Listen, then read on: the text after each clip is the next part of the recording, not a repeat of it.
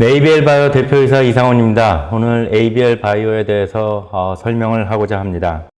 오늘 말씀드리고자 하는 내용은 첫 번째로 ABL 바이오의 배경, 그 이후 ABL 바이오가 갖고 있는 이중항체 플랫폼 또는 ADC 플랫폼에 대해서 설명을 드리겠습니다. 그 이후 각각 저희 임상 물질인 ABL001, 면역항암 치료제 이뮤노온콜로지 프로그램, ABL301이라는 파킨슨 타겟하는 이중항체 에 대해서 말씀을 드리고 ADC 프로젝트에 대해서 설명을 드리겠습니다. 마지막으로 저희 비즈니스 전략과 앞으로 향후 계획에 대해서 말씀을 드리고자 합니다. 회사에 대해서 소개를 하겠습니다. 회사는 2016년 2월 16일에 창업을 했습니다. 창업 당시 14명이 시작을 했고요. 창업 이전에 하나케미칼의 연구원들 14명을 데리고 창업을 했습니다. 그 이후 현재 67명의 직원이 늘어났고 R&D 인력은 현재 55명으로 되어 있습니다. 현재 판교에 위치하고 있고 저희가 3번의 투자를 받았습니다. 시리즈 A, B, C 투자를 받았고요. 시리즈 A는 2016년 3월에 90억, 시리즈 B는 2017년에 200억, 시리즈 C는 2018년에 700억 투자를 받았고 창업한 지 34개월 만에 저희가 코스닥 상장을 작년 12월에 하였습니다. 코스닥 공모는 저희가 900억을 하였습니다. 대표이사인 저에 대해서 좀 설명을 드리면 서울대학교에서 학사 석사를 마치고 오하이오 스테이트 유니버시티에서 박사를 하였습니다. 박사 이후 하버드 메디칼, 하버드 의대, 그 다음에 스탠포드 의대에서 연구원 생활을 하였습니다. 그 이후 미국에 있는 제약회사에서 근무를 하였고 현재 노발티스에 합병된 카이론이라는 회사에서 항암제 개발을 하였고 그 이후 글로벌 제약회사인 아스트라제네카에 근무를 하였습니다. 제넨텍에서는 온콜로지 바이오마커 그룹 리더로서 전체 제넨텍 포트폴리오를 관리를 하였고 마지막으로 엑셀레시스라는 항암제 개발하는 회사에서 근무를 하였습니다. 이후 2009년에 대전에 위치하는 파맵신 코파운더로서 한 5년 근무를 하다가 하나케미칼에서 3년 정도 근무한 이후에 ABL을 창업하였습니다.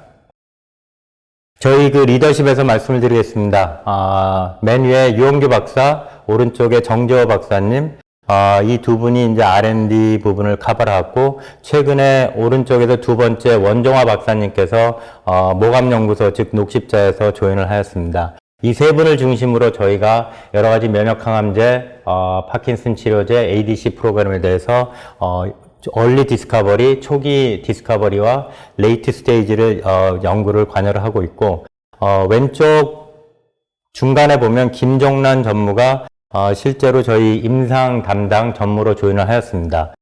이분이 이전에 그 LI 릴리드 근무를 해왔고 아이콘이라는 글로벌 CRO에서 아시아 퍼시픽 헤드로 일을 했고 저희에 조인하기 전에는 삼성 바이오 에피스에서 임상 담당 임원으로 담당을 하였습니다. 밑에 두 분은 왼쪽에 이재천 전무, 오른쪽에 김정대 전무가 있습니다. 이재천 전무는 CFO고 김정대 전무는 COO로서 회사의 인사나 여러 가지 관리 부분을 담당을 하고 있습니다. 저희 ABL 바이오는 뉴 트렌드 리더로서 그동안 대한민국에서 이중항체와 그 다음에 CNS 뇌질환 쪽에서 특별히 이제 BBB라는 블러드 브레인 베리어라는 어떤 그 뇌 장벽을 통과하는 그런 기술을 개발하는 뉴 트렌드 리더로서 그동안 자리 잡고 있었습니다. 저희의 기본적인 플랫폼은 중간에 보시는 것처럼 이중항체 플랫폼을 갖고 한쪽에 타겟 A를 붙이고 다른 쪽에 타겟 B를 붙여서 실제로 이거를 적용하는 게 면역항암 치료제, 그 다음에 실제로 아까 말씀드린 BBB를 통과하는 투과율을 높여서 실제로 뇌질환 쪽에 적용을 하고 있습니다. 저희의 마지막 비즈니스 스트래티지 밑에 보시면 오픈 이노베이션을 집중적으로 하고 있고 그 다음에 실제로 내부적으로 오픈 이노베이션 하려면 내부의 인적 자원이 굉장히 풍부해야 되기 때문에 아까 말씀드린 대로 현재 67명의 직원이 있고 인테그레이팅 R&D 팀, 굉장히 다양한 경험을 갖고 있는 R&D 팀을 구성하고 있고 그 다음에 저희의 초기 전략은 임상 3상까지 끌고 가는 것이 아니라 초기의 기술 이전을 각 단계별로 하는 어떤 전략을 갖고 있습니다. 이중항체의 어떤 트렌드에서 보시는 것처럼 여기 그래프에 보시는 것처럼 현재 굉장히 2017년부터 향후 2030년까지 지속적으로 성장할 수 있는 마켓이 성장하는 어떤 이중항체의 어떤 그래프를 보여주고 있습니다. 특별히 면역항암 치료제에서 T셀을 인게이지하는 어떤 T셀을 유도하는 그런 T셀 인게이지먼트 이중항체는 현재 글로벌에서도 굉장히 각광을 받고 성장하고 있는 어떤 분야라고 보시면 됩니다. 저희의 코어 테크놀로지에서 간단히 말씀을 드리겠습니다. 이 그림에 보시는 것처럼 왼쪽에 이뮤노 온콜로지, 오른쪽 위에 엔지오제네시스, 밑에 뉴럴로지 제가 이렇게 표시를 했습니다. 이뮤노 온콜로지 프로그램은 저희 보시는 것처럼 4-1BB라는 타겟을 근거로 하는 이중항체를 개발하고 있습니다. 두 번째로 PDL1을 근거로 하는 이중항체를 개발하고, 그 다음에 저희가 우시바디를 통해서 우시와의 어떤 전략적인 제휴를 통해서 CD3를 통한 이중항체, 아까 말씀드린 T셀을 좀 더 활성화시키는 이중항체를 개발을 하고 있습니다. 오른쪽 위에 보시면 엔지오제네시스라고 해서 ABL001이라고 되어 있습니다. ABL001은 현재 임상 1상의 1A 부분이 거의 완성 단계에 있습니다. 참고로 이따가 말씀을 드리겠지만 내년도 초반 정도면 페이스 1B, 임상 1상의 후반부를 저희가 개시하려고 현재 계획 중입니다. 밑에 뉴럴로지라 부분은 BBB 셔틀 바이스픽 엔티바디 이중항체라고 저희가 표시를 했습니다. 말씀드린 것처럼 항체라는 분야, 그 물질이 뇌를 통과하는 확률이 0.1에서 0.2%뿐이 안 되기 때문에 저희가 기본적으로 이중항체의 플랫폼 기술을 개발을 통해서 이중항체를 통한 항체를 좀 더 뇌 안으로 잘 전달을 해서 효능을 좀 높이고자 하는 어떤 전략입니다. 이 테이블에 보시면 저희의 파이프라인을 설명을 드립니다. 맨 위에 보시는 것처럼 빨간색이 엔지오제네시스 이니비터인 ABL001입니다. 타겟은 VEGF와 DLL4라는 타겟을 동시에 억제하는 이중항체를 개발해서 말씀드린 대로 현재 임상 1상을 잘 진행을 하고 있습니다. 두 번째 초록색으로 표시된 게 엔티바디 드러그 컨주게이션 ADC라고 표시합니다. ABL20X 시리즈인데 이 부분은 저희가 레고캠 바이오사이언스 레고캠과 공동 연구를 하고 있고 저희 자체적으로도 현재 자체 프로그램을 개발하고 있습니다. 파란색 부분은 이뮤노 온콜로지 부분입니다. 세 가지 캐테고리로 저희가 개발하고 있습니다. 말씀드렸듯이 4-1BB라는 타겟을 중간에 오른쪽 그림을 보시면 TAA 4-1BB 바이스픽 엔티바디 BSAB라고 표시를 했습니다. 이 부분은 뭐냐 하면 위에 부분에 튜머 타겟팅하는 TAA, 튜머 어소시에이트 엔티젠. 말씀드리면 예를 들면 유방암을 타겟하는 헐셉틴을 붙여서 4-1BB를 붙여서 개발하는 이중항체. 이런 식의 어떤 다양한 이중항체를 개발하고 있습니다. 그래서 저희가 내부적으로 TAA, 새로운 튜머를 타겟하는 항체를 한 7개 정도 프로그램을 개발하고 있습니다. 그래서 4-1BB라는 플랫폼을 저희가 개발을 해서 현재 다양한 형태의 이중항체를 개발하고 있습니다. 가운데 부분에 듀얼 이뮨셀 타겟팅 바이스픽 엔티바디 ABL50X 시리즈라고 되어 있습니다. 요거는 말씀드렸듯이 중국의 아이맵이라는 회사 공동 연구를 하고 있고 현재 ABL 501, 503이 PDL1 4-1BB 또는 PDL1 레그3라는 두 개의 면역 관문 억제제를 결합하는 이중항체를 개발하고 있습니다. 밑에 IO-MA 모노클 엔티바디 ABL40X 시리즈는 현재 저희가 지노맨 컴퍼니라는 코넥스 상장회사와 새로운 면역 관문 억제제를 개발을 해서 현재 항체를 개발하고 있습니다. 마지막으로 뉴로 프로그램은 ABL301로서 밑에서 보시는 것처럼 파킨슨 디지를 타겟을 하고 특이하게 보시는 것처럼 그 301이라는 시리즈는 파란색으로 표시한 게 위에 거에 비해서 위에 이뮤노 온콜로지 면역항암 질에는 2개가 붙어 있는데 밑에 301은 딱 하나만 붙어 있습니다. 저희가 실제로 비대칭적인 이중항체를 최근에 개발을 해서 훨씬 더 BBB를 잘 통과하는 기술을 개발했습니다. ABL001에 대해서 설명을 드리기 전에 제가 엔지오제네시스의 현재 상황과 왜 우리가 001을 개발하는지를 말씀을 드리겠습니다. 현재 보시는 것처럼 아바신이라는 약이 현재 한 7조 정도 글로벌에서 매년 팔리고 있고요. 콜론 캔서, 렁 캔서, 다양한 어떤 암종에서 이 약이 잘 들고 있습니다. 밑에 엘라일릴리 사이렘자라는 약은 위에 아바스틴은 VEGF라는 라이간드를 타겟하는 블러킹 항체고요. 그 엘라이 릴리가 개발했던 사이람제는 VEGF 리셉터를 타겟하는 블러킹 항체입니다. 현재 약 1조가 안 되지만 지속적으로 매출이 증가하고 있습니다. 중간에 전체적으로 엔지오제네시스 이니비터 VEGF 세라피에서 오른쪽에 보시면 언맷 메디컬 니드가 있는데 실제로 VEGF 세라피를 투여를 하면 환자들이 내성을 만들고 그 내성을 극복하기 위한 어떤 전략적으로 새로운 어떤 타겟의 컨비네이션이나 병형치료나 아니면 이중항체 개발이 절실한 상황입니다.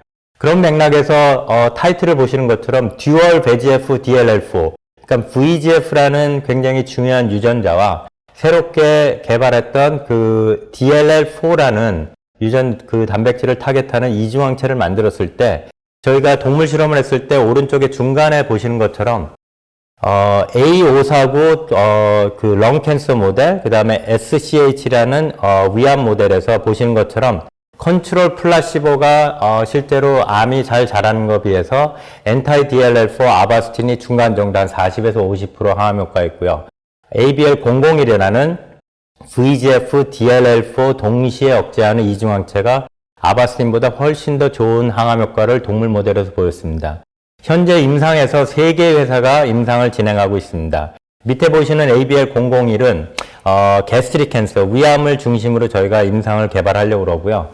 온코메드와 에브비가 각각 다른 플랫폼의 이중항체 플랫폼으로서 하지만 동시에 같은 타겟, 즉 VEGF와 DLL4를 동시에 억제하는 이중항체를 개발하는데 온코메드는 오바리안 캔서, 난소암에서 개발하고 있고요.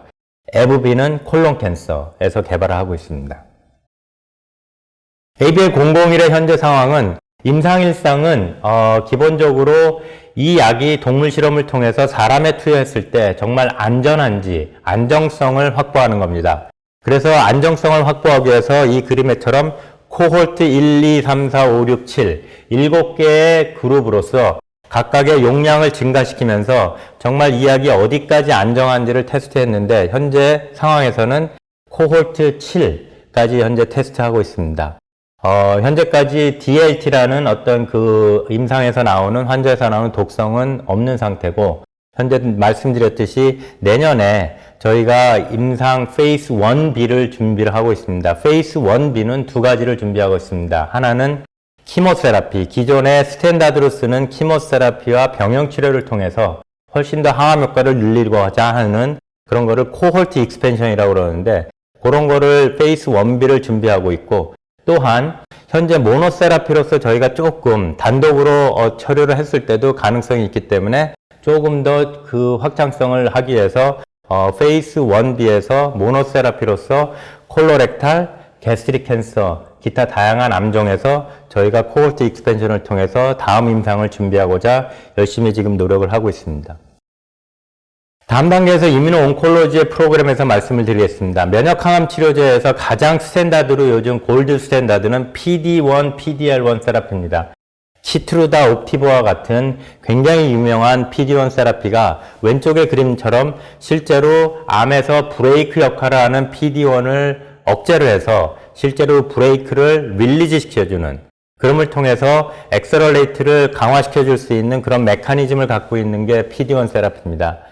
이 PD-1 세라피가 갖고 있는 어떤 난점은 현재 모든 암군에서 맥시멈 20% 정도의 환자가 작용을 하고 있습니다. 그래서 나머지 부분의 여러 가지 내성이나 나머지 부분에 작용을 안 하는 부분을 극복하기 위해서 오른쪽 그림맵에서 설명을 드린 것처럼 A와 B의 두 가지 메커니즘을 크게 볼 수 있습니다. A는 Expression of Co-Inhibitory Receptor라고 그랬습니다. 그 얘기는 뭐냐면 PD-1, PD-L1과 같은 다른 브레이크 역할을 하는 면역 관문 억제자가 T셀에 존재할 거다. 그 T셀에 존재하는 타겟이 그림에 보이시는 것처럼 LAG3, TIM3, CTLA4, 기타 등등 굉장히 많은 면역 관문 억제제들이 현재 발견이 되었습니다. 그래서 이 면역 관문 새로운 면역 관문 억제제에 대한 항체를 만들어서 글로벌에서 이더 병형 투여를 통해서 항암 효과를 높이던가 아니면 저희와 다른 많은 회사들처럼 PD-1이나 PD-L1의 항체에다가 새로운 면역 관문제들을 동시에 붙이는 이중항체를 통해서 저희가 이런 부분을 극복하고자 노력을 합니다. B라는 부분은 Enhancing Immunotherapy make cold tumor to hot입니다. 한국말로 표현을 드리면 암종마다 면역 치료제가 잘 작용하는 튜머를 핫 튜머라고 하고요. 면역 치료제가 잘 작용하지 않는 튜머를 콜드 튜머라고 합니다. 그러면 이 모든 튜머가 암이 다 다르기 때문에 실제로 사이토카인이나 굉장히 다른 어떤 면역 치료제를 통해서 저희가 콜드 튜머를 핫 튜머로 전환시킨다면 실제로 기존의 PD-1 세라피나 새로운 면역 관문 치료제들이 실제로 훨씬 더 덜 작용하게 되어 있습니다. 그래서 저희는 두 가지 메커니즘을 통해서 PD-1 세라피에 극복하는 논리로서 PD-1, PD-L1을 기본으로 하는 이중항체를 개발했고 콜드 튜머를 핫 튜머로 바꾸기 위해서 저희가 4-1BB를 기본으로 하는 이중항체를 개발하고 있습니다. 말씀드렸듯이 콜드 튜머를 핫 튜머로 바꿀 수 있는 전략으로서 저희가 4-1BB를 선택을 했는데 4-1BB는 현재 카티의 3세대 카티에서 반드시 필요한 어떤 코스티뮬레이트, 중요한 유전자로서 작용을 합니다. 이 4-1BB는 T셀, NK셀, 덴드리트셀 이런 부분에 굉장히 중요한 역할을 합니다. 4-1BB의 그 항암제 개발의 선두자는 옵티버를 개발했던 브리스톨 마이어스, BMS가 유렐리맵이라는 4-1BB의 에고니스트 항체, 활성화를 자동적으로 시켜주는 어떤 항체를 개발해서 임상 2상까지 진행했다가 지난해 이거를 중단을 시켰습니다. 그 이유는 리버에서, 간에서 독성이 심하게 나왔습니다. 반면에 파이저가 개발했던 유토밀루맵이라는 4-1BB 항체는 상대적으로 그 액티비티가 적고 그 다음에 간독성이 없지만 문제는 임상 이상까지 갔을 때 워낙 액티비티가 적기 때문에 항암 효과를 그렇게 발휘하지 못했습니다. 두 개의 큰 제약회사가 4-1BB를 개발하다가 중단을 하는 이유 중에 그 중에서 BMS가 개발했던 간독성에 대해서 2018년에 클리니컬 캔서 리서치라는 논문을 냈습니다. 이 많은 복잡한 그림에서 간단하게 설명을 드리면 중간에 빨간색으로 CD8 포지티브 T셀이 간에 침투가 되기 시작했습니다. 이 T셀이라는 거는 원래 그 암을 공격해서 암을 죽여야 되는데 이게 실제로 예상치 않게 간으로 침투를 해서 간을 죽이다 보니까 간독성이 나타나게 됐습니다. 이런 간독성을 극복하기 위해서 이 그림에 보이시는 것처럼 저희를 포함한 많은 회사들이 이중항체를 개발했습니다. 기본적으로 간단한 어떤 그 원리는 저희가 왜 이런 이중항체를 개발했냐 하면 BMS가 개발했던 4-1BB 단독항체 에고니스트 항체와 저희가 개발했던 이중항체를 저희가 동시에 인비트로 실험, 어떤 실험을 통해서 증명을 했습니다. 그 하나는 그 4-1BB가 중요하게 역할을 하는 T셀을 암이 있는 암세포와 병용으로 코컬처, 같이 컬처를 했을 때 어떤 현상이 일어나느냐를 보기 위해서 왼쪽 그림과 오른쪽 밑에 그림을 보시면 예를 들어서 TAA라는 게 아까 말씀드렸듯이 튜머 어소시에이트 엔티젠이라고 했습니다. 간단하게 좀 설명하기 위해서 유방암의 헐투를 타겟하는 헐셉틴을 만약에 4-1BB를 붙였을 때 헐셉틴이 헐투가 과발현되는 튜머셀과 T셀을 코컬처를 했을 때 회색 그림처럼 BMS의 단독항체는 스틸 강하게 활성화가 되겠습니다. 회색으로. 반면에 오렌지색으로 만든 저희 이중항체는 기존의 BMS 단독항체보다 훨씬 더 활성화가 높은 활성도를 보여줍니다. 재밌게도 헐투가 과발현하지 않는 헐투 네가티브 튜머셀과 T셀을 공동으로 코컬처를 했을 때 우리가 알고 있는 BMS의 단독항체는 스틸 활성화가 있는데 저희가 개발했던 이중항체는 오른쪽에 밑에 그림처럼 오렌지 색깔처럼 전혀 활성화가 안 됩니다. 이런 이론을 좀 더 설명하기 위해서 왼쪽 그림에 저희가 좀 더 쉽게 설명을 했습니다. 왼쪽에 위에 그림을 보시면 저희가 이런 이중항체를 만들었을 때 간이나 이런 블러드셀에서 이중항체는 실제로 정상 조직에 작용을 하지 않습니다. 그러다 보니까 전혀 액티베이션 안 되는데 아까 말씀드렸듯이 튜머셀과 T셀을 동시에 있는 상황에서는 한쪽 팔이 튜머에 붙고 다른 쪽이 T셀에 붙어서 4-1BB가 T셀을 활성화심을 통해서 튜머를 죽인다라는 메커니즘을 설명하고자 합니다. 밑에 왼쪽의 그림처럼 컴패러티브 랜드스케이프, 기본적으로 경쟁이 굉장히 심합니다. 여기에 보시는 것처럼 현재 4-1BB 이중항체를 개발하는 회사가 굉장히 많습니다. 실제로 제일 유명한 엠젠, 로시 제넨텍조차도 4-1BB 단독 항체가 아닌 이중항체를 통해서 이 튜머 마이크로인바, 튜머의 미세 환경에서만 4-1BB가 활성화하는 이중항체를 개발하고 있습니다. 오른쪽 그림은 저희가 동물 실험을 했습니다. 보시는 것처럼 오른쪽에 위에처럼 컨트롤이 회색이고요. 파란색, 초록색이 BMS가 개발했던 4-1BB 단독 항체입니다. 오렌지 색깔이 ABL 바이오가 개발했던 4-1BB 이중항체입니다. 보시는 것처럼 BMS의 단독 항체와 ABL 바이오의 이중항체가 효능이 비슷합니다. 하지만 그 전에 슬라이드에서 제가 말씀드렸듯이 이 4-1BB의 이중항체를 개발하는 이유는 동물 실험에서 효능보다는 이 간독성을 줄이기 위한 전략이기 때문에 저희가 같은 동물에서 간 조직을 떼서 간독성을 측정하는 ALT라는 실험에 존재하는 ALT의 양을 저희가 쟀을 때 왼쪽, 오른쪽 밑에 그림처럼 컨트롤에 비해서, 플라시보에 비해서 초록색 4-1BB 단독 항체가 한 5배 이상 ALT 엔자임을 훨씬 더 활성화시킵니다. 즉, 간독성이 5배 이상 많이 생겼다는 것이고요. 오렌지 색깔처럼 저희가 개발했던 이중항체는 간에서 ALT 엔자임이 늘어나지 않기 때문에 간독성이 없다라는 동물 실험을 갖고 있습니다. 다음 프로젝트에 대해서는 제가 처음에 말씀드렸듯이 PD-1 세라피를 극복하기 위해서 새로운 면역 관문 억제제의 어떤 브레이크 역할을 하는 것을 새롭게 차단을 해야 된다라고 말씀을 드렸습니다. 그런 맥락에서 저희가 4-1BB ABL503, 그 다음 슬라이드 ABL501에 대해서 설명을 드리면 ABL503을 먼저 설명을 드리면 PD-L1 4-1BB의 이중항체는 똑같이 밑에 보시면 경쟁사가 굉장히 많습니다. 현재 이니브렉스와 머러스가 임상 1상에 진입을 했고요. ABL 바이오 PD-L1 4-1BB 이중항체는 내년 하반기, 즉 4분기 정도에 임상을 위한 IND 파일링을 준비하고 있습니다. 동물 실험과 인비트로 결과를 다 설명을 하는데 오른쪽에 밑에 그림처럼 동물 실험 결과를 먼저 설명을 드리면 보시는 것처럼 맨 위에 그래프가 컨트롤 플라시보고요. 중간에 한 3개가 겹쳐 있습니다. 엔타이 PD-L1 단독 항체, 엔타이 4-1BB 단독 항체. 재밌게도 엔타이 PD-L1과 엔타이 4-1BB 항체를 2개를 병용 치료했을 때 결과가 단독 항체랑 비슷한데 오렌지 색깔의 PD-L1 4-1BB 이중항체를 ABL이 만들었을 때 동물 실험에서 병용 치료보다 훨씬 더 좋은 결과를 보여주고 있습니다. ABL501에 대해 설명을 드리겠습니다. 말씀드렸듯이 레그3라는 새로운 면역 관문 억제제에 대한 항체를 개발해서 저희가 중국의 아이맵이라는 회사랑 공동 연구를 하고 있습니다.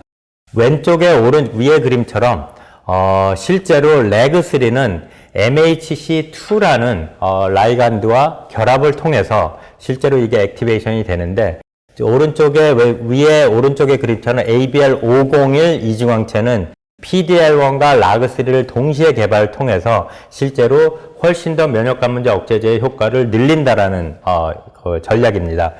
경쟁사는 저희는 내년 하반기, 즉 4분기 정도에 임상을 준비하는 IND 파일링을 준비하고 있고요. 굉장히 많은 회사들이 개발하고 있고 현재 앞서가는 회사는 미국의 마크로제닉스, 영국의 F스타, 그 다음에 유럽의 젠코라는 회사가 레그3의 이중항체를 현재 임상을 진행하고 있습니다. 이 프로젝트 보시는 것처럼 오른쪽에 밑에처럼 인비보 에피카시 스타를 보시면 동물 실험을 통해서 저희가 엔타이 PD-L1 단독 항체, IgG 컨트롤, 그 다음에 컨비네이션, 엔타이 라그3 단독 항체 항암 효과가 거의 미미한데 저희 ABL501, 즉 라그3와 PD-L1을 결합하는 동시에 억제하는 이중항체가 단독 또는 컴보에 비해서 훨씬 더 항암 효과가 좋은 결과를 나타내고 있습니다. 현재 이뮤노온콜로지 파이프라인에서 설명을 마지막으로 썸머리를 해드리면 위에 있는 것처럼 ABL10X 시리즈는 말씀드렸듯이 튜머를 타겟하는 가장 어떤 그 튜머 어소시에이트 엔티젠에 대한 항체를 저희가 만들어서 4-1BB를 인게이지 시킴을 통해서 이 4-1BB가 튜머의 미세 환경을 공격하는 전략입니다. 빨간색 화살표로 그린 것처럼 저희가 현재 전임상 단계에 개발을 하고 있습니다. 이 6가지 물질은 유한양행, 동화, 트리거와 공동 연구를 통해서 저희가 현재 같이 공동 개발을 하고 있습니다. 가운데 파란색으로 했던 ABL 501, 503 그리고 50X 시리즈는 현재 아이맵이라는 중국에 있는 그 나스닥 상장을 준비하고 있는 이노베이트한 어떤 그 항체 회사로서 저희가 지난 2년 반 동안 굉장히 열심히 공동 연구를 통해서 말씀드렸듯이 501, 503은 내년 4분기 정도의 IND 파일링을 목표로 하고 있습니다.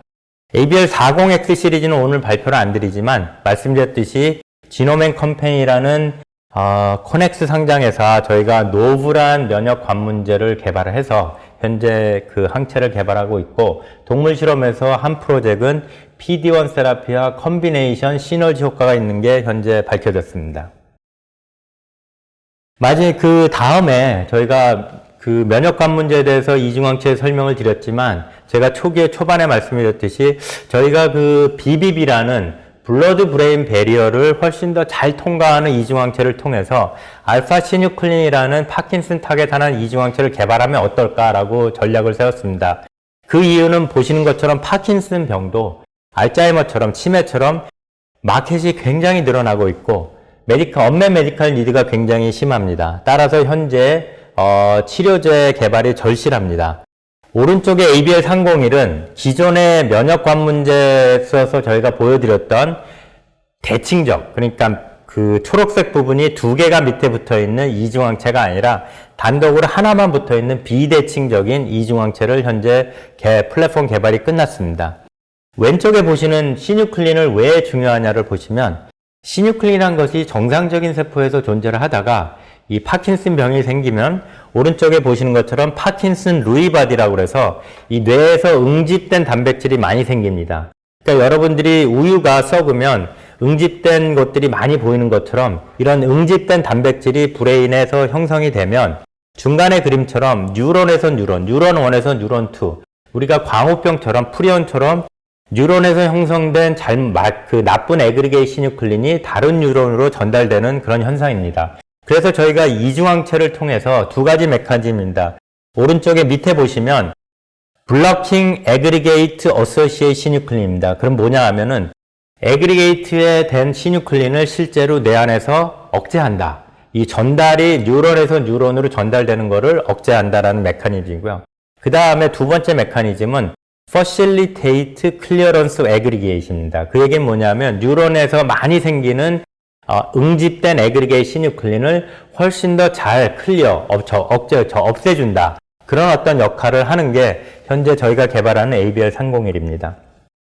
ABL301도 당연코 여러 가지 경쟁사가 있기 때문에 위에 테이블처럼 9E4 중간에 위에서 두 번째가 9E4라는 924라는 제넨텍 로시가 현재 임상 1상이 완료된 물질이고요. 그 다음에 바이오젠이 개발하고 있는 물질 이것도 임상 1상이 완료됐습니다. 202-12F4라는 물질입니다. 그 다음에 맨 밑에 테이블에 에브비가 개발하고 있는 BA149라는 몰레큘이고 저희가 ABL 바이오가 개발했던 물질이 F11이라는 물질입니다. 조금 더 다른 이유는 닷블랏이라고 된 거를 보시면 F11 ABL의 물질은 AGG, Aggregate Selective, 그러니까 Aggregate만 타겟한 항체고요. 제넨텍 로시, 그 다음에 에브비의 몰레큘은 실제로 두 가지, 그 다음에 바이오젠 물질도 두 가지, 모노머와 애그리게이트를 동시에 타겟하는 겁니다. 이 저희 항체가 애그리게이트만 선택적으로 반응하는 것을 보여주는 게 밑에서 왼쪽 그림을 보시면 닷블랏이라고 그래서 실제로 그 여러 가지 그 바이오케미칼 생화학적인 실험을 통해서 모노머에는 현재 밴드가 하나도 안 보입니다. 반면에 애그리게이트로 표시된 거는 저희 F11 항체가 애그리게이트, 응집된 시뉴클린에 선택적으로 반응한다는 걸 보여드리고요. 오른쪽이 엘라이자 데이터입니다. 보시는 것처럼 오렌지 색깔이 모노머에 대해서는 저희 항체가 반응을 안 하는데 회색의 애그리게이트, 파이브릴 같은 경우는 훨씬 더 선택적으로 잘 반응한다라는 데이터입니다. 이런 항체를 통해서 저희가 동물 실험을 했습니다. 동물 실험은 UC 샌디에고 랩에서 진행을 했고요. 실제로 이렇게 트랜스제닉 마이스, 동물에서 사람의 휴먼의 시뉴클린을 브레인에서 뇌에서 과발현을 시키면 실제로 기본 정상적인 마우스가 없는 그 정상적인 마우스는 파킨슨 병의 심틈이 없는데 실제로 이렇게 과발현을 시킨 시뉴클린을 과발현을 시킨 그 아바타 마우스는 동물에서 한 6개월이 지나면 실제로 뇌에서 애그리게이션 뉴클린이 생기고 실제로 파킨슨 병의 심틈이 생깁니다. 그런 결과를 UC 샌디에고 랩과 공동 연구를 통해서 동물 실험을 했을 때 왼쪽에 오른쪽 그림을 그 위에 그림을 보시면 와일드 타입이라는 거는 정상적인 비입니다. 보시는 것처럼 밴드가 조금 적은데 이 밴드가 나타나는 거는 애그리게이션 뉴클린, 브레인에서 응집된 시뉴클린이 많이 발현되는 걸 나타내는데 왼쪽의 와일드 타입은 상대적으로 거의 없거나 적습니다. 반면에 TG 플러스 IgG, 이건 뭐냐면 아바타 마우스에다가 컨트롤 그룹, 플라시보의 항체를 처리하면 실제로 훨씬 굉장히 많은 애그리게이션 뉴클린, 그러니까 응집된 시뉴클린이 뇌에 축적이 되고요. TG 플러스 F11, 저희가 개발했던 단독 항체를 처리를 했을 때 실제로 애그리게이션 뉴클린이 줄어드는 걸 보여드립니다. 왼쪽에 밑에 그림을 보면 에스트로글라이오시스라고 그래서 에스트로사이트라는 그 뉴런을 둘러싸고 있는 주변의 세포 에스트로사이트에서 인플레이메이션이 어떻게 되냐를 보는 것처럼 TG 플러스 컨트롤은 보시는 것처럼 굉장히 진한 색으로 이 에스트로사이트라는 세포에서 인플레이메이션이 많이 생깁니다. 반면에 F11의 저희 항체를 처리했을 때 오른쪽에 보이시는 것처럼 훨씬 더 인플레이메이션이 많이 줄어드는 결과를 발견할 수 있습니다. 오른쪽에 위에 보시면 뉴로 디제너레이션이라고 했으니까 결국 시뉴클린이란 것들이 뉴런을 이렇게 파괴하는 역할을 하기 때문에 트랜스제닉 마이스 같은 경우는 뉴런을 파괴하는데 F11의 항체를 처리하면 뉴런이 파괴되지 않고 훨씬 더 프로텍션이 된다라는 얘기고요. 오른쪽에 프로인플레메이션 사이토카인도 TG, 아바타 마우스는 사이토카인이 많이 증가하는데 반면에 저희 항체를 처리하면 사이토카인이 줄어든다는 결과입니다. 하지만 제가 초반에 말씀드렸듯이 이렇게 항체를 개발하면 왼쪽에 위에 있는 그림처럼 이 항체는 브레인으로 통과하는 확률은 0.1에서 0.2%밖에 안 됩니다. 따라서 훨씬 더 많은 양의 항체가 들어가야만 이런 어떤 항체 효과를 늘릴 수 있다는 전략으로 저희가 이중항체를 개발했습니다. 이중항체의 메커니즘은 오른쪽 밑에 있는 것처럼 RMT라고 해서 Receptor Mediated Transcytosis. 그 얘기는 뭐냐면 세포 표면에 브레인의 BB막에 저희가 타겟하는 BBB 타겟이 먼저 붙고 이게 세포 안으로 엔도사이토시스 안으로 들어와서 그림에처럼 밖으로 빠져나가는 거를 트랜사이토시스라고 합니다. 이런 작용을 통해서 오른쪽의 위에 그림처럼 점차적으로 브레인에서 애그리게이션 뉴클린이 많이 생기는 상황에서 저희 이중항체가 브레인으로 훨씬 더 많이 들어간다면 시뉴클린의 애그리게인을 억제하고 그 다음에 시뉴클린을 브레인에서 좀 더 줄여줄 수 있다는 전략으로 현재 개발을 하고 있습니다. 그래서 BBB의 통과율을 훨씬 더 높이기 위해서 저희가 이중항체를 개발했습니다. 이중항체 1세대에서 제가 말씀을 드리겠습니다. 왼쪽 그림에 보이는 것처럼 저희가 녹색으로 표시한 BBB 타겟이 대칭적으로 밑에 2개가 붙어 있습니다. 현재 이것이 저희가 개발했던 1세대 이중항체 플랫폼입니다.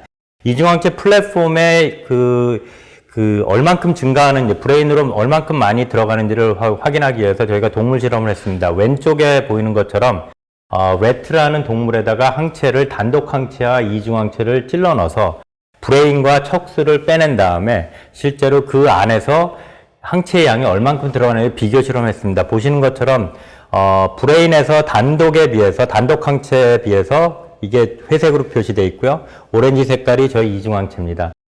4.5배 이상 브레인으로 많이 들어갔고 뇌로 많이 들어갔고 척수에서도 한 3배 정도 많이 들어갔습니다. 이러한 4배 정도 브레인으로 뇌로 많이 들어가는 그 활성화를 확인하기 위해서 저희가 에피카시 동물 실험을 좀 했습니다. 아까 말씀드렸듯이 UC 샌디에고가 갖고 있는 TG 마이스, 트랜스제닉 마이스, 아바타 마우스에서 이 브레인에서 애그리게이션 뉴클린이 얼마나 줄어드냐를 보는 실험입니다.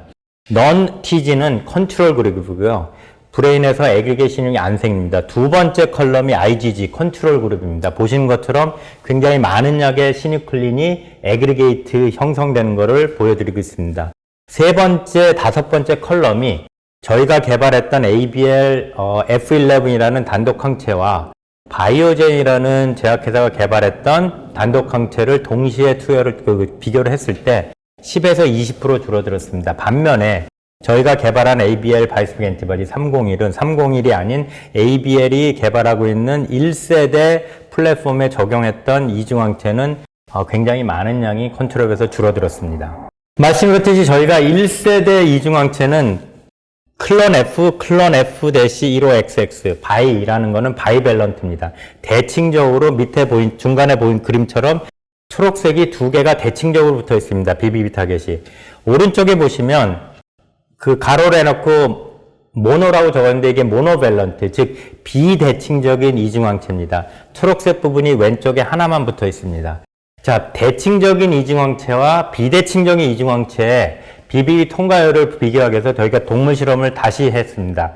30mg/kg을 찔러 넣었을 때 브레인을 갈아서 보시는 것처럼 회색이 단독항체고요. 엷은 오렌지색이 대칭적인 1세대 이중항체 플랫폼이고요. 그 다음에 조금 진한 오렌지 색깔이 비대칭적인 2세대 이중항체를 봤을 때 훨씬 더 비대칭적을 갖고 있는 2세대 이중항체 플랫폼이 1세대보다 BBB 통과율이 높다라는 데이터를 보여드리고 있습니다. 저희가 굉장히 많은 그 BBB의 그 통과율을 하기 위해서 저희가 네 가지 전략을 쓰고 있습니다. 첫 번째, BBB 왼쪽에 위에 보시는 것처럼 인비트로 실험을 통해서 저희가 첫 번째 그 BBB 타겟에 대한 어퍼니티 머추레이션, 활성화를 좀 더 그 친화도를 훨씬 더 높이겠다. 그 다음에 두 번째, 좀 전에 슬라이드 보여드린 것처럼 바이밸런트, 대칭적이 아닌 모노밸런트, 비대칭적인 플랫폼을 썼다. 그 다음에 헬프라이프를 증가할 수 있는 저희 어떤 그 새로운 테크닉을 썼고요. 그 다음에 BBB 세츄레이션, 그러니까 BBB의 브레인에 얼만큼 많이 세츄레이션 되는 농도를 저희가 확인하고자 하는 어떤 PKPD 모델링을 통해서 저희가 왼쪽 그림처럼 현재 단독 항체에 비해서 인비트로에서 15배 증가하는 결과를 보여드렸습니다. 오른쪽 그림은 보시는 것처럼 인비보 실험을 통해서 저희가 그 회색 색깔 단독 항체보다 이중항체, 즉 2세대 비대칭적인 이중항체가 브레인에서 뇌에서 7배 정도 더 많이 들어갔고요. 그 다음에 척수에서 6배. 즉 제가 이전 슬라이드를 보여드렸듯이 브레인에서 4.5배, 척수에서 3배였던 1세대 이중항체 플랫폼이 2세대에서는 브레인에서 7배, 그 다음에 척수에서 6배. 저희가 이거를 통해서 현재 반복 실험을 하고 있습니다. 결과적으로 저희의 모델링은 7배에서 10배 정도의 훨씬 더 BBB를 잘 통과할 수 있는 결과가 앞으로 나오지 않을까라고 예상을 하고 있습니다. 다음 슬라이드는 현재 그 경쟁 상황을 말씀드리고자 합니다. 이 테이블에 보시는 것처럼 현재 이중항체, 즉 BBB 셔틀을 붙여서 알파-시뉴클린을 타겟하는 이중항체를 개발한 회사는 ABL 바이오, 미국의 드날리 세라피라는 회사가 현재 비임상 단계를 진행하고 있는 이중항체를 개발하고 있습니다. 오른쪽에 5개 회사를 보시면 제넨텍 로시 프로세나에서 제넨텍 로시가 라이센싱 해왔고요. 그 다음에 뉴로이뮨에서 바이오젠이 라이센싱 해왔고, 그 다음에 타케다 에스트로제니카가 공동연구로 하고 있고, 바이오알틱의 물질을 에브비가 라이센싱을 해와서 현재 룬드백을 포함한 5개 회사가 모노클로널 엔티바디, 즉 단독 항체로서 현재 임상 1상을 완료 또는 진행 아니면 비임상 단계에 있습니다. 이 차별성은 말씀드렸듯이 단독 항체의 효능은 동물 모델에서 많이 있지만 저희가 보여드렸듯이 실제로 인간의 몸에 들어가면 0.1에서 0.2%밖에 항체가 들어가지 않기 때문에 이거를 증가하기 위해서 이중항체를 통해서 임상에서 훨씬 더 많은 효능을 발휘하기 하고자 이중항체를 개발하고 있습니다. 마지막으로 저희 파이프라인 중에 ADC에서 설명을 드리겠습니다. ADC는 엔티바디 드러그 컨주게이션입니다. 국내에 있는 레고캠 바이오와 저희가 공동 연구를 하고 있습니다. ABL202, ABL203. 실제로 혈액암, 그 다음에 고형암에 타겟하는 항체를 ABL 바이오가 발굴을 했고요. 레고캠이 갖고 있는 링커 컨주게이션을 테크놀로지를 통해서 양사가 현재 동물 실험 완료, 그 다음에 원숭이 예비독성 실험을 진행하고 있습니다. 이런 공동 연구를 통해서 양사의 목표는 글로벌 제약회사한테 기술 이전을 라이센스아웃 하는 게 양회사의 공동 목표입니다. 간단하게 ADC에서 파이프라인에서 설명을 드리면 ABL202, ABL203 보시면 현재 보시는 것처럼 타겟의 ABL202는 ROR1이라는 굉장히 튜머 스피시픽한 타겟을 ABL 바이오가 찾았고요. 그 다음에 ABL203은 아직 저희가 특허 이슈이기 때문에 타겟에 대해서는 공개를 하지 않습니다. 반면에 똑같이 레고캠의 링커 컨주게이션을 테크놀로지에서 실험을 해봤을 때 왼쪽에 밑에 그림을처럼 컨트롤 그룹에 비해서 그 ADC의 용량을 증가시키는 것처럼 용량 디펜던트한 효능이 보여집니다. 초록색이 저용량 0.25mg/kg, 그 다음에 오렌지 색깔이 1mg/kg을 통해서 실제의 튜머가 단순히 그로스가 억제되는 것이 아니라 오렌지 색깔처럼 튜머 리그레션, 암이 완전히 사라지는 그런 동물 결과를 갖고 있습니다. 말씀드렸듯이 두 가지 프로젝트의 공동 목표는 현재 진행하고 있는 예비독성 실험을 통해서 이게 안정하다는 걸 보여드리고, 그 다음에 현재 세포주 개발에 들어갔습니다. 그래서 이런 걸 통해서 글로벌 제약회사의 기술 이전을 목표로 하고 있습니다. 저희 ABL 바이오의 비즈니스 모델에서 간단히 설명을 드리면, 말씀드렸듯이 저희가 왼쪽에 보이는 것처럼 내부적으로 초기 디스커버리, 인비버 파마콜로지, 트랜스널 중개연구팀, ADC팀, 그 다음에 프로세스 디벨롭먼트팀, 분석팀, 어널리시스, 그 다음에 비즈니스 디벨롭먼트.